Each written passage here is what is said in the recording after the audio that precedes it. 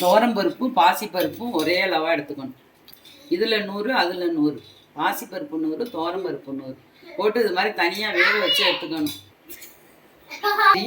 கத்திரிக்காய், கேரட்டு, உருளைக்கிழங்கு, பீன்ஸ் போட்டுக்கலாம். பழம், பச்சை மிளகாய் 2 போட்டுக்கணும். இதெல்லாம் குக்கரில் ஒன்றாவே போட்டுக்கணும். காய்கறியெல்லாம் அலசி வச்சுக்கணும் எல்லாமே, அதுவும் இதிலே போட்டுடணும் ஒன்றாவே. சாம்பார் பொடியும் உப்பு போட்டுக்கணும் காய் வேகிற அளவுக்கு. 1 டம்ளர் தண்ணி காய் வேக. மிளகாத்தூள் தேவையில்லை. சாம்பார் பொடி ஒன்று போட்டுக்கலாம், சக்தி சாம்பார் பொடியை. ஒரு விசில் வச்சுக்கணும். அப்படியே இது மாதிரி தனித்தனி காய்கறி எல்லாம் வேகணும். கூட வைக்கலாம்.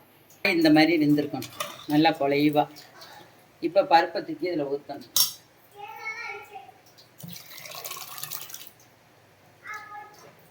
இன்னும் கொஞ்சம் நல்லா கொலப்பாக வர்றதுக்கு இந்த இட்லி மாவு 1 கரண்டி இந்த சாம்பார் கலக்கி விட்டு ஊற்றணும்.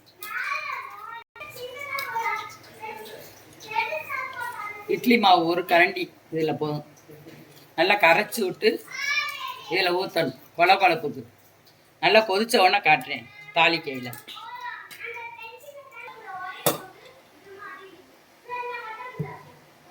கொதிக்கணும் இது மாதிரி மலன் மாவு 1 கரண்டி ஊற்றி கொதிச்ச உடனே இறக்கி தாளிக்கிறது தான்.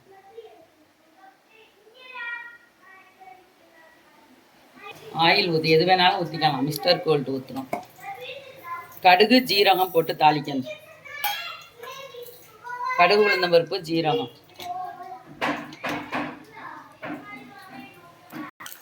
வரமிளகா பிச்சு போட்டுக்கணும். நல்லா வாசமாக இருக்கும் வரமிளகா போட்டால்.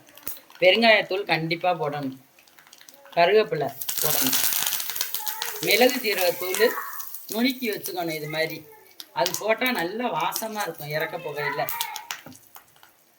இட்லி மாவுக்கு போது கடலை மாவு, பொட்டுக்கடலை மாவு இதெல்லாம் ஊற்றுவாங்க. இட்லி மாவு ஊற்றி பாருங்கள் ஒரு வாட்டிக்கு.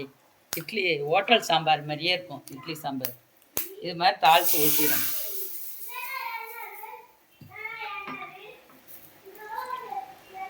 இட்லி சாம்பார் ரெடி ஆயிடுச்சு. இந்த வீடியோ பிடிச்சிருந்துச்சுன்னா லைக் பண்ணுங்கள், ஷேர் பண்ணுங்கள், சப்ஸ்கிரைப் பண்ணுங்கள், லைக் போடுங்க. இது மாதிரி சாம்பார் வச்சு பாருங்கள். ஹோட்டல் சாம்பார் மாதிரியே இருக்கும்.